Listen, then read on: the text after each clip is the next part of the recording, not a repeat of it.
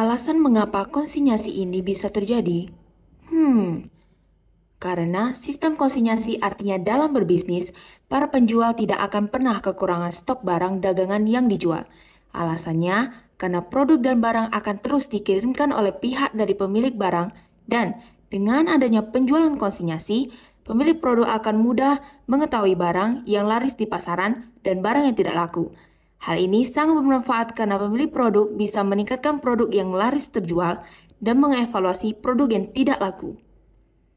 Yap, sesuai judul, proyek akhir B2B untuk konsinyasi distributor dan retailer yang disajikan oleh kelompok 1 Cloud Consign dari kelas 1 TIA.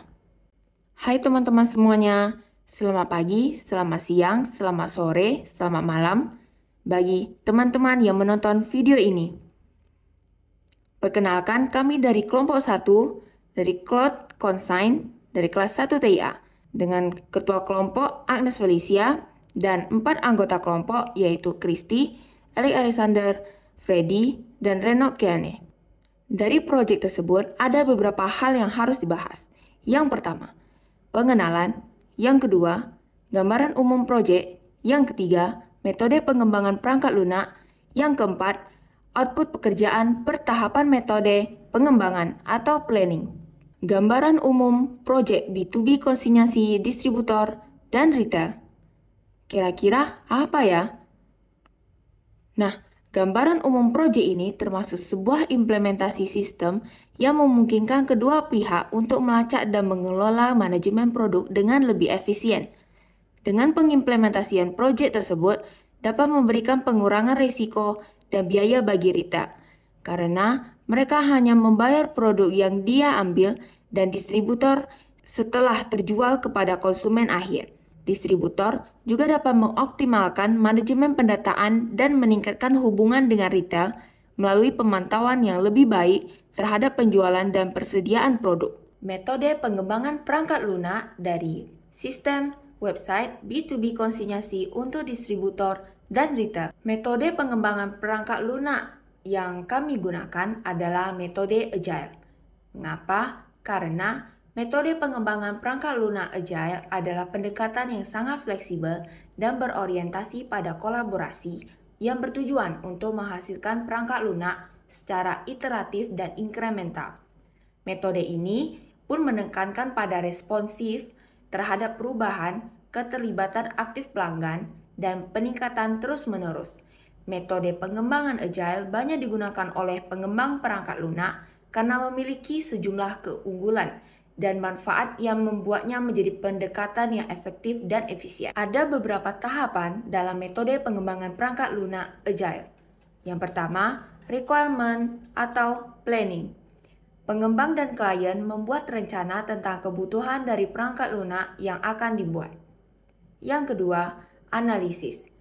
Nah, jadi pada tahap analisis, kita akan melakukan analisis mendalam tentang kebutuhan dan persyaratan bisnis untuk sistem konsinyasi, identifikasi fitur dan fungsionalitas yang harus ada dalam sistem untuk memenuhi kebutuhan yang ada.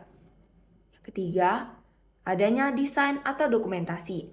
Proses dokumentasi perangkat lunak untuk mempermudah proses maintenance ke depannya. Yang keempat, development dan implementation atau pengembangan dan implementasi, di mana pada tahap tersebut, programmer melakukan pengkodean pada perangkat lunak untuk dapat dijadikan sebuah sistem. Yang kelima, ada testing, di mana testing merupakan perangkat lunak yang telah dibuat dan dites oleh bagian kontrol kualitas agar bug atau kesalahan yang ditemukan bisa segera diperbaiki dan kualitas dari software akan terjaga. Yang keenam, deployment. Proses yang dilakukan oleh penjamin kualitas untuk menguji kualitas sistem. Setelah sistem memenuhi syarat, maka perangkat lunak siap untuk tahap deployment. Yang terakhir, yaitu review atau pemeliharaan atau yang bisa disebut dengan maintenance. Tidak ada perangkat lunak yang 100% bebas dari bug atau kesalahan. Oleh karena itu, review sangatlah penting agar perangkat lunak dipelihara secara berkala.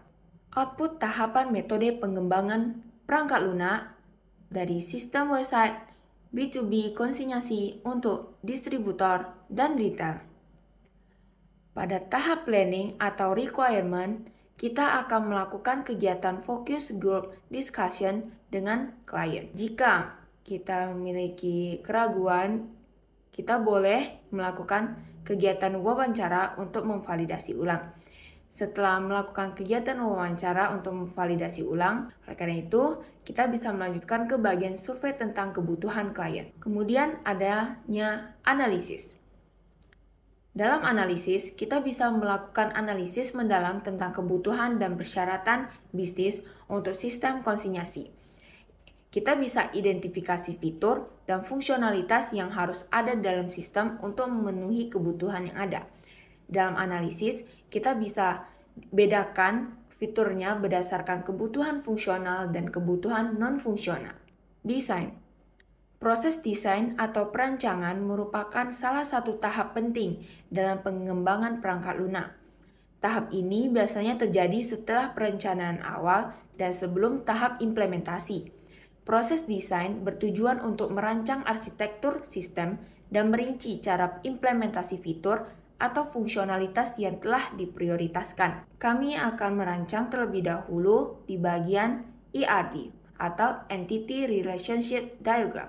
Dapat dilihat baik dalam ERD terdapat 4 hubungan tabel atau bisa kita sebut sebagai ternary yang terdiri dari tabel produk, distributor, retail, dan transaksi.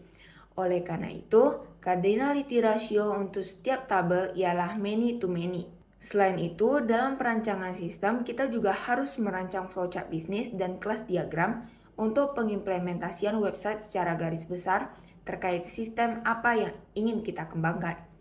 Dengan adanya perancangan desain tersebutlah yang bisa menggambarkan sebuah alur pengerjaan maupun proses suatu program, di mana proses tersebut digambarkan dalam bentuk flowchart simbol yang praktis dan mudah untuk dipahami serta kelas diagram tersebut. Dan yang terakhir adalah implementasi, di mana implementasi merupakan proses di mana programmer melakukan pengkodean perangkat lunak untuk dijadikan sebuah sistem.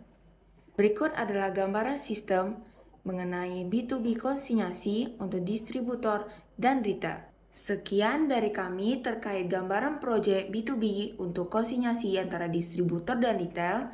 Terima kasih dan sampai jumpa. Semoga video tersebut bisa bermanfaat ya untuk teman-teman semuanya.